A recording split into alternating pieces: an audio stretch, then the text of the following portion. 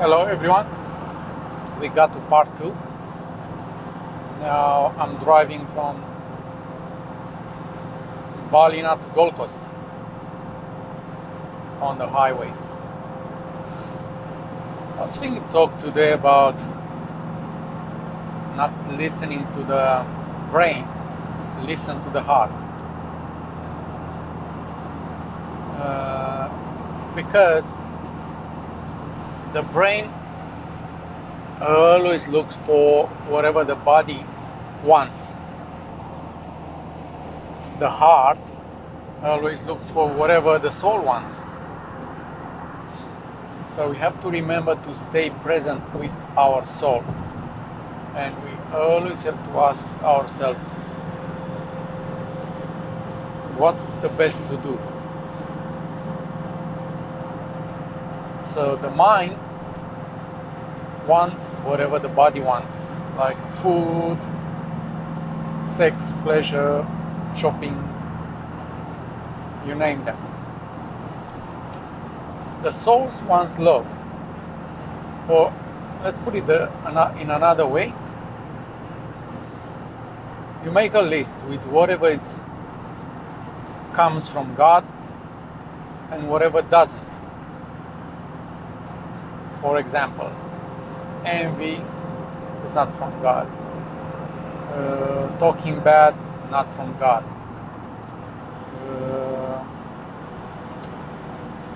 Pleasure by eating, not from God.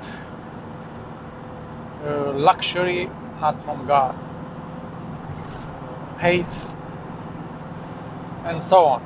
We all know it. What is from God is love, empathy, compassion. So always make sure you use God's tools, because they are good for your soul, for your evolution, for the purpose of your life. Don't use the other ones, because you're gonna get in trouble, you're gonna get into suffering, you're not evolving. Just keep doing the best you can for your soul. And be aware of the mind, because the mind, it acts like a receiver. Whatever you put in it wants more and more and more. So, and attracts exactly that, what you focus on.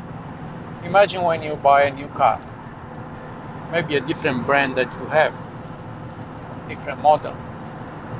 Till then, probably you didn't notice any of that car, or not many on the road. Now, because you got one, you notice so many. Another example is when you don't have children, you don't really notice them too much. After you have, you start noticing. So whatever you put in your mind is gonna attract more and more of that stuff. So just force your mind to put in it whatever is good for your soul. Like read good books all the time. Keep the light lit.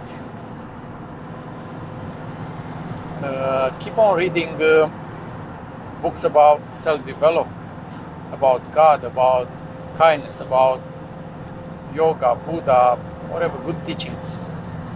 Don't read and don't watch TV on silly things that have no importance. Don't watch movies that have no importance, or maybe they even make you feel bad or bring bad feelings or anger or revenge or stuff like that. So whatever you feed your mind with, that's gonna be yourself. So first of all, we have to empty the mind from the bad things. When they come to your mind, just say, no, I don't want to think about that. I don't want to think like that. Ignore them.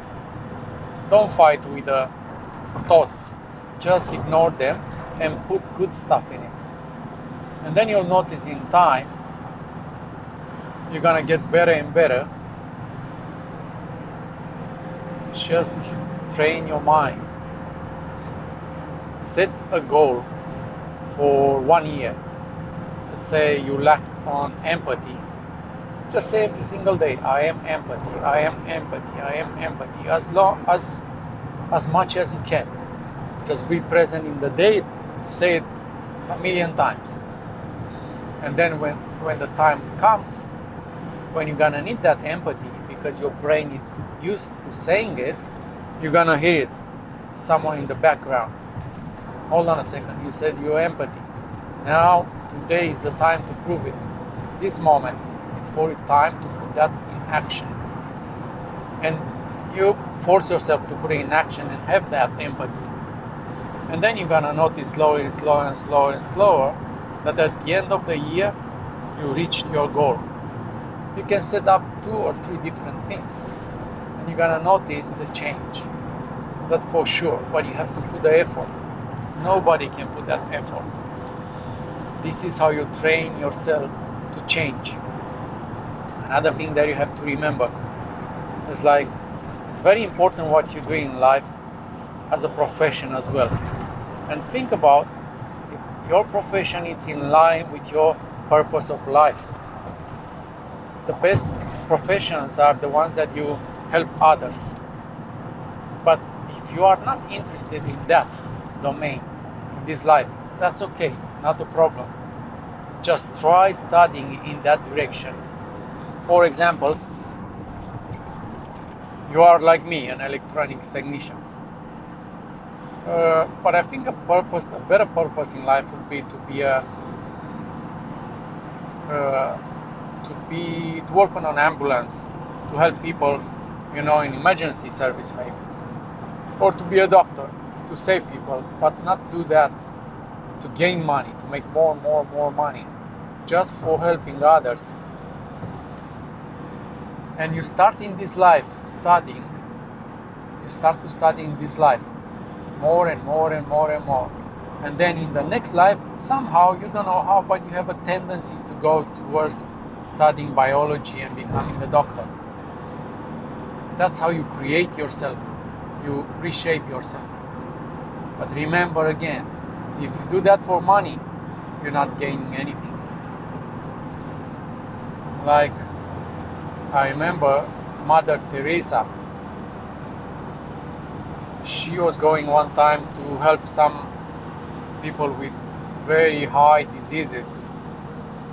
And a reporter asked her, he said to her, how can you do that? I can't do that even for $1 million. And Mother Teresa said, for $1 million I can't do it either. But for love, I am happy to do so. So see, that's what you have to do. That's what we all have to do. Do everything from the heart, from the compassion. Just make that grow in you. Make that bigger. And then your life purpose will be fulfilled.